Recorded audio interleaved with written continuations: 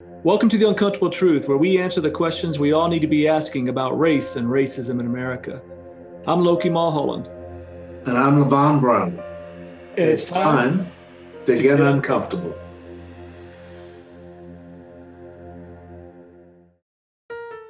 Our guest today got hooked on the movement while attending Morehouse College as a freshman. Charles Person's first jail sentence landed him a 16-day stay in a cell after participating in a sit-in in 1961.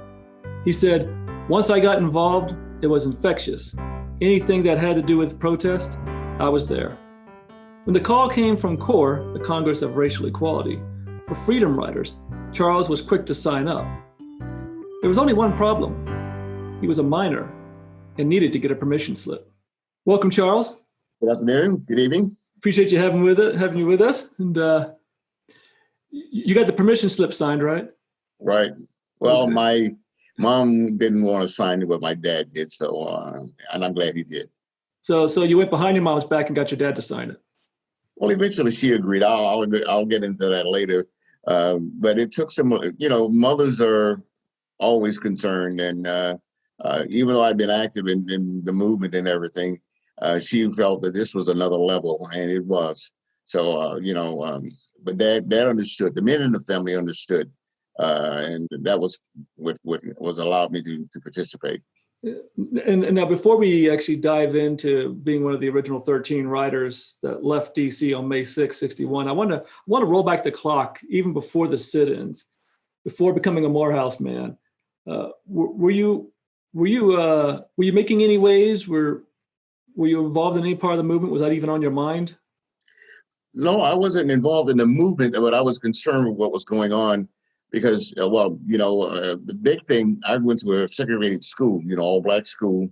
And I realized that there were other opportunities, especially the major that I was seeking to pursue. There was no black school that had offered that degree. So I had to pursue some of the larger mainstream institutions. I wanted to be a nuclear physicist or a nuclear engineer. And there were no even undergraduate degrees in those days. It was always a fifth-year degree. And MIT, Caltech, and Georgia Tech were the leading schools. And I had my GPA and my SAT scores were good enough to get me accepted at MIT. But Georgia Tech, which is right across the town, they would not allow me in. But they had a unique way of excluding blacks. They didn't exclude you from your academics, but they had some political maneuvers you had to go through. You had to have 2 members of the alumni to recommend you. Plus, you had to be certified as a bona fide resident of the county. And those were the infamous blue sheets that accompanied every application. So even though they didn't say I couldn't come because of academics, I couldn't get the recommendations. Yeah, I think that actually happened to Medgar Evers when he applied to Ole Miss, and he actually got a letter from an alumni. And they're like, they still didn't accept him. But then you get to Morehouse and you participate in this sit-in and get arrested. So 16 days. Levon, how long were you in Hinds County farm? 32 days. 32 days. Okay, twice as long.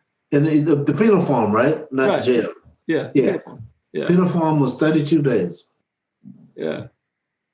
Of my 16 days, though, I spent 10 of those days in solitary confinement. Oh, man. They put me in solitary confinement because I was singing too loud.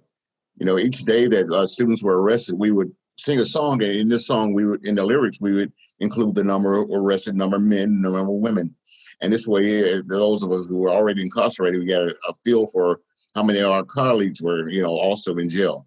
And I guess I was over exuberant that particular day, and they singled me out and they carted me off to solitary, which is not a good place. The cell was about an 8x10, no exterior windows or anything, a very dim light bulb hung in the center. And my bunk consisted of just a rack and a naked mattress, no pillowcase or anything like that. And of course, no interaction with anyone. And it was very difficult at first.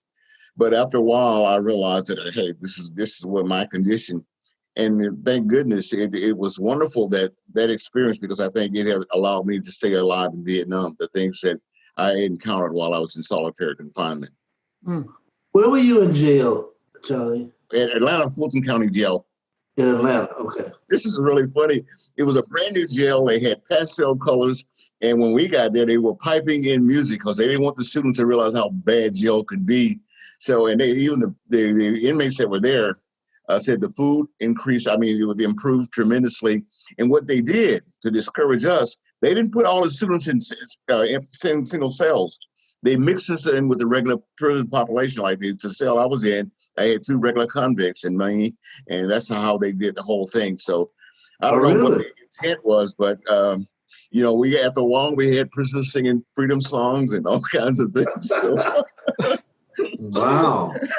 So did Johnny Cash show up, or? It would have been great if he had. Is that the Fulton County Prison, the Johnny Cash? Yeah, Fulton County. No, Folsom.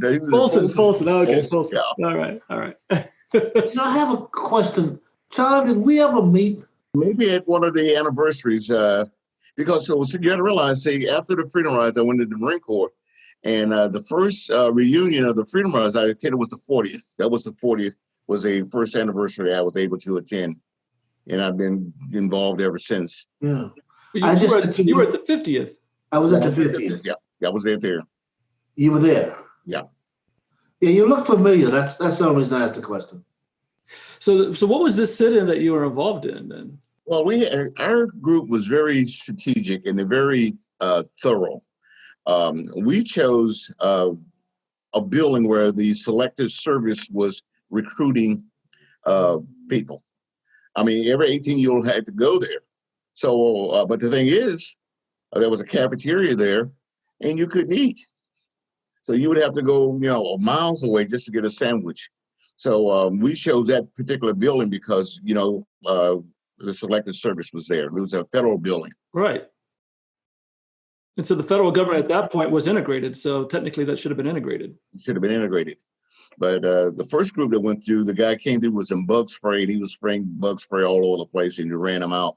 So we got together and we caucused, and we decided how our plan of attack was. And we were successful the next time because it was a buffet type deal. And normally we would just take a lunch counter. But there you had to go, it was set up so you had to go through the line. So here you got all these students got all this food, and you get to the register and they wouldn't accept your money. So I don't know what they did with the food after we got arrested, because they marched us out to the paddy wagon and loaded us up. Mm. And does the military run the cafeteria? No. It was a civilian ran. It was contract. Mm. This is Sprayberry. That family's been in the restaurant business for forever. But one of his relatives invited me. He's a professor at Columbus State University. He invited me down to speak several years back. And we got to talking about that, and his I guess it was his grandfather that had ousted us and sprayed us. Yeah. Okay. There's a lot of the freedom riders and activists got started when they were pretty young. I mean, I'm clear. Yeah. I mean, you were all young. I mean, it was his college, right? But even like Hank was started when he was, really, really young. But you didn't seem to really kick into gear until you got to Morehouse. What was that catalyst for you at that point? Well, at that particular time, the upperclassmen were involved in some activities around the city. They had a large meeting in the quadrangle of Morehouse where we had participants from all 5 schools come there. And they explained what was happening, what had happened in Greensboro, and how we could replicate those activities in Atlanta. And this was the new incoming class, freshman class of 60. So they told us about being nonviolent and all that, but also the fact that a lot of parents did not want their kids to participate, but we found something for them to do. They could make signs. We used picket signs that, for example, we didn't have sticks, so they were to drape over tight. Some made sandwiches, but we were set up so that no matter what level of participation was available, you could participate, because we knew that everyone couldn't sit in and everybody couldn't march for whatever reasons. And this way we can incorporate. And that was a great idea because we had over 5,000 students to draw from. So when we had a march, I mean, we could get the numbers out. And also because they were mostly students, we also had very strict control over their conduct. You know, when we went on marches or demonstrations, well, the men had on ties and shirt and ties, and the girls wore their sundry best. So we had a dress code, and I think that made it possible not only to keep track of our people, but also to show that we were disciplined and we weren't just some thugs or vagabonds. Right. But what became that catalyst for you specifically to go, I'm going to get involved? Well, the reason I got involved is that, when I wasn't accepted at Morehouse at Georgia Tech, I'm complaining, I'm moping around, and my grandfather says, well, you're going to sit there and complain all the time, or you're going to do something about it. Well, this was an opportunity to do something, and that's why I chose to become involved.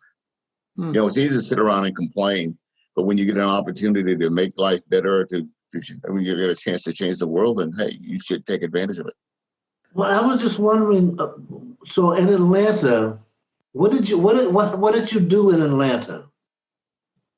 What do you mean as far as sit-ins? Well, yeah, dude. I mean, what did you do? Okay, what happened officially? To incorporate the college presidents, they insisted that we outline our demands, so the community know what we're going to do and basically how we're going to do it. And that was published in the morning paper and the evening paper, and eventually, I think, in the New York Times. It was called the Appeal for Human Rights, and it identified education. I mean, every aspect of segregation in Atlanta and throughout the country, we identified it that we wanted to correct. After that was done, there were 5 institutions, and the presidents of all the schools comprised more or less a governing body for the student movement. We had a great preacher that allowed us to use his church rent-free, and Reverend Boone, and we used his church as operating headquarters. And we had one black kid who was a ham operator, and what he was able to do was able to relay messages from our headquarters to a mobile unit downtown. So we had that kind of control, and we had a lot of ingenious little things that helped us to provide control. And like I said, students they weren't going to be disciplined. They were not going to be involved. You had to. Also, someone's always in charge. We always had a spokesperson for the group. Everybody couldn't talk to the press or whatever. One person was designated to speak for the group. And that's how we maintained discipline, and we didn't have anyone to go astray. Yeah. Yeah, see, Levon, he was just running amok on his own until Bevel and Bernard Lafayette got him reined in. But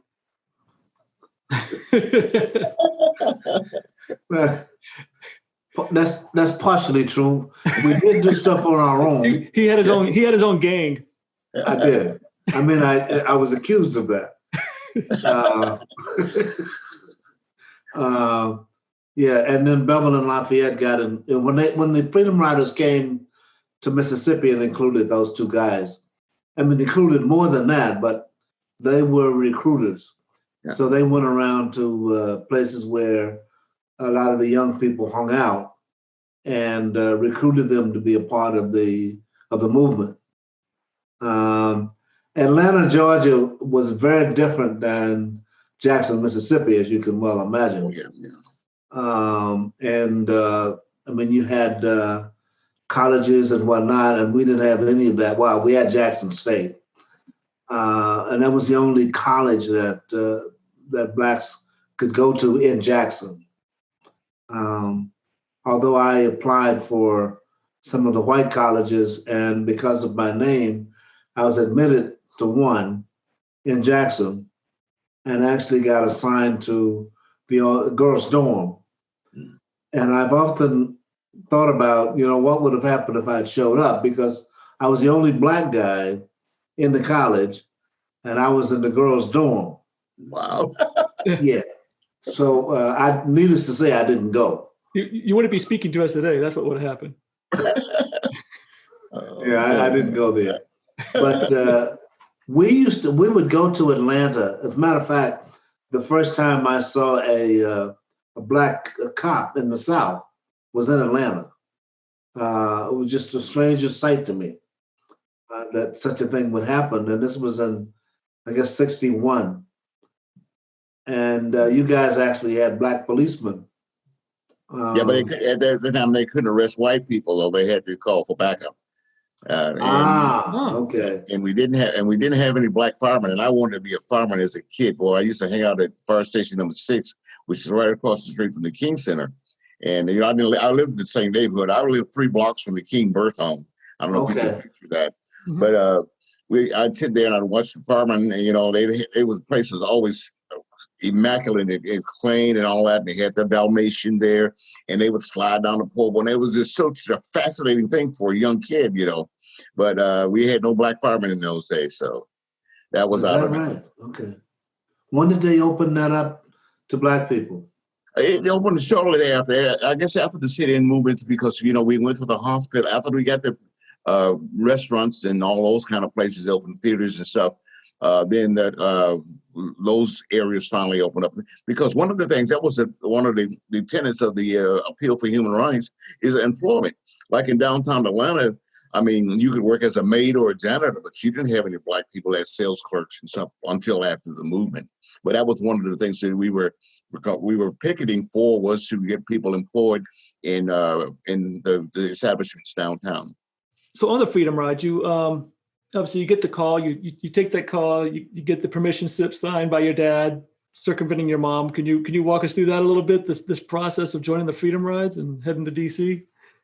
Well, after the sit-ins were successful in Atlanta, CORE realized that there were a lot of trained black kids throughout, and not just black kids, they had a lot of college kids who had participated in the movement who were trained in nonviolence throughout the South. So they sent out a call for Freedom Riders. Now, nobody knew what a Freedom Rider was in those days, but like in those days, I'd go anywhere, anytime to fight segregation. So I said, take me, and ironically, even though there were other participants much older than I, for some reason they chose me. And I used to say that I found out that they chose me because I was squeaky clean. I had no negatives in my background. Because in those days, they tried to call you a communist, and if you're homosexual, anything that was they considered negative, they would try to use against you. So CORE were looking for people that had no obvious negatives in your background. And I thought that was why they chose me, but I don't know. It might have been because they just needed someone who was determined, and I was determined. Yeah. Well, when you were young, you could probably take the hits a lot easier than some of those older guys. Right. Yeah, you don't, and when you're that age, you don't look at your own mortality. That's a long way from your thought processes. So you get up to DC, and more training. More training. That James Farmer? Yeah. He was a director. He was very, he was well trained in nonviolence, as well. I don't know, there's a nice story about him that shows how he got started in the study of passive resistance nonviolence. So he was a very astute student of that tactic, and he knew how to train people for the anticipated and some of the unanticipated things that may happen. See, they knew that we were trained in nonviolence, but the thing is, they didn't want you to react in an involuntary manner. Say if someone came up behind you that you weren't expecting, it would make you, just instinctively you would strike back. Well, he wanted to, no matter what happened under all circumstances, is that you would remain nonviolent. And he was successful because during that period of time, we had no one to fight back or strike back, or even, mostly we didn't even cover up. And we did not try to even protect ourselves unless you hit the ground. Then you would, of course, assume a fetal position. And if a young lady was there as a male, you would intercede your body to protect her. But other than that, there was no protective or evasive type of movement that we were taught. So then the buses roll out of DC. You're on the Trailway bus. I'm going to skip through Virginia and North Carolina and South Carolina and get into Anniston. So the Greyhound bus had already been firebombed. And your bus rolls in. And the Klan was just getting warmed up. When they got on your bus, and rushed you and Herman Harris because you wouldn't move to the back. Right. Well, it's they asked us. Well, the bus driver asked us to move to the back of the bus, and of course we were not going to do it. Um, we didn't know that the guys that were outside the bus station when we got there, because it was closed, were Klansmen. But after the driver said he wasn't going to move the bus until we moved to the back, then these guys came on, and they of course started with Herman and I. And the idea was not only to beat us, but to force us towards the back of the bus. When we got midway the bus, James Peck and Dr. Bergman, who was the oldest freedom rider, they came to our rescue. And that really made them angry to think that these white men would come to protect these black students. And then they really took it out on them. They hit Dr. Bergman and they knocked him to the floor of the bus, and they began to stomp him in his chest. Then James came. As James came forward, James was a bleeder. So when they punched him and kicked him, he landed on the floor and his blood covered the floor of the bus. Now here they're forcing Herman and I and the other students towards the back. We're stumbling over Dr. Bergman, we're slipping on James's blood, and it was just a mess. Eventually got us near the back of the bus, and they physically threw us in a pile in the back of the bus. One eyewitness says that they stacked us like pancakes. But once they had gotten us all the blacks and the freedom riders in the back of the bus, they sat midway the bus and they taunted us all the way into Birmingham. Now, because the bus driver had been warned, he took an altered route into Birmingham because he said he had been warned that another crowd awaited our bus. Now, had they firebombed our bus, I don't know if we would have had the strength to even get off. So it's a good thing that he did take an altered route. It took us 2 hours to get from Anderson to Birmingham. And if you've never made that trip, you know it's not a 2-hour ride. But, like I said, they call us every name in the book as we rode to Birmingham. And we got to Birmingham Station. And, of course, Jane Peck and we were the designated testers. Yeah. And we were going to do our job. But as you're rolling up, you're looking out the window and you're seeing this line of people waiting for you. But how did you, I mean, so you and Peck had already gotten, beaten pretty good. How did you guys get designated again to go out there and test the segregation policies of the lunch counter there? Well, I tell you, this is really strange, I guess, when you look back over it. There was a crowd outside the bus station. That wasn't what was waiting for us. What they were really waiting for us was inside the waiting room. They wanted us to get in so they would have justification for doing what they wanted to do. But James was already badly beaten. And, I looked at James and he was determined. So I said, let's go. And we went in and, it was like, wow, the entire wall was lined with men and they all came towards us. I mean, we were really outnumbered. And James went down almost immediately. And they forced me back up the passageway. And that's where they started beating me. And a photographer saw the melee and they took a picture. When they snapped the picture, it startled them and they just let me go. And I just walked away. I didn't run. I didn't cover up anything. I just walked away and I walked out to the street. And as luck or fate would have it, a city bus came by. And I just got on the bus and told the guy, hey, take me somewhere. Now, he saw that I was bleeding, so he took me a couple of blocks down and he said, if you go across the tracks, there'll be someone to help you. Well, black folks always lived across the track because of the trains burning coal, and this coal produces soot, and that crap gets on everything. But I went across the tracks, and that was a black neighborhood. And I got there, and I found a phone booth, and we always carried enough coins so that we could make a phone call. They didn't have cell phones in those days. So we get in the phone booth, and I called Reverend Shuttlesworth, and I told him that it happened, that I was alone. I had been beaten, and the others were, at the bus station. So he sent 3 deacons to pick me up, and that started my rescue. Wow. So because Peck he was knocked unconscious. Yeah, and he ended up getting 53 stitches to close all of his wounds. Oh, wow. I mean, I'm not judging. I'm just saying, I mean, you walked out.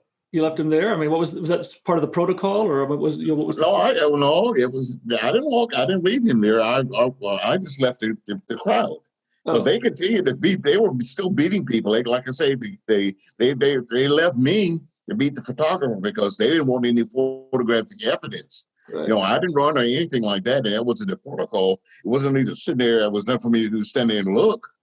So I just, I said, walked out to the street, and there was a bus driver. The other riders who were not involved in the demonstration that day, they eventually got to Reverend Shuttlesworth's place as well. And well, of course, they saw me when the deacons from the church saw me. They said, "You need to see a doctor." So they took me there were 3 Black doctors in Birmingham, and all 3 doctors refused to treat me. And so they said, "Well, we've got a nurse back in the congregation. Maybe she can help you." Why did the Black doctors not want to treat you? Because they felt that I was an outside agitator, and they didn't want to lose their license, since licensing is a state thing. The states they're licensed by the state, so they didn't want to be involved in helping these outside agitators. So I never really got any medical treatment for my wounds, which showed up later on in life because I developed. I don't know if you knew me then, but I had to develop a knot in the back of my head, which got to be about the size of my fist. And I finally got it removed after technology came into medicine, when I had an MRI because I was afraid that I had a knife blade or an ice pick broken off in my skull. So I was reluctant to have it done. But once the MRI was able to look and see that there was no, anything in there, and they said there's residual damage, but it doesn't bother me, and I think I'm not going to bother it, and when I have to deal with it, I will. Yeah. But yeah. Well, yeah, I'm just kind of surprised that they want to treat people because, I mean, Fred Shuttlesworth, I mean, that's a pretty powerful name in the movement, particularly in Birmingham, that he would have some sort of influence on that. But well, you have to realize Birmingham. Well, the people in Birmingham knew that what was there, because that night the deacons, they had deacons outside each one of the Freedom Riders' home, where the people who put us up, they were armed with guns. I found out. I always thought that was comical that here you got these nonviolent Freedom Riders being protected by men with guns, but they knew Birmingham a heck of a lot better than we did. And I think that was one of the reasons. But as far as, you have to realize that Black businesses have suffered in the South for years and years and years. And here, if you're a professional, you've got a license, and you have to. I mean, I understand. I hold no grudge against them. I mean, I understand that was the system. We upgraded the system down there in the South, as bad as it was. And see, the system worked as long as everybody did what they were supposed to do. If I had been just a typical Black, no problem, nothing would have happened. But see, when you went outside the norm, that's when all hell broke loose. And that was what we were supposed to do. Yeah, I would imagine, in those days, Logan, they had certain people that were allowed to do certain things, and when they went outside of that, like you said, they could lose their job. Tomorrow morning, they were no longer lawyers or doctors or anything else. They would find a way to take their license. So those doctors who wouldn't treat him, he would have had to find one that didn't mind losing their license. Yeah, right. And they were part of for lack of a better word, the professional community, and they wanted to remain so. Yes, yeah. Otherwise, they lose. Yeah. And it's for the same reason. Like, that's why we couldn't. It was so hard to get people to vote in Mississippi. Yeah. Because if they were seen talking to us, they might lose their job. They might lose their life. They might lose. They didn't know what they were going to lose, but they knew they were going to lose, and they didn't want to be seen treating somebody like Charles here. Yeah, well, I think of Fannie Lou Hamer. I mean, when she went to register to vote, she lost her house. Yeah, yeah. So, you never knew. You mentioned these deacons had guns. Was this the deacon of defense? I later found out that that's who they were, because I wasn't aware that Shuttlesworth was a brave man, and I mean he lived in some very difficult circumstances. But I found out that he did have his own personal bodyguards, and they were deacons in his church, and they were cool about it, but they knew the city and they knew people, and I think what helped him and helped us was the fact that the opposition knew that these black men had guns too, and that was more or less a stalemate. They weren't going to, after that, we had no problems whatsoever, none whatsoever. Thank you for joining us for part 1 of our 3-part conversation with freedom rider Charles Person. Please join us for part 2 of our conversation with Charles, and don't be afraid to get uncomfortable.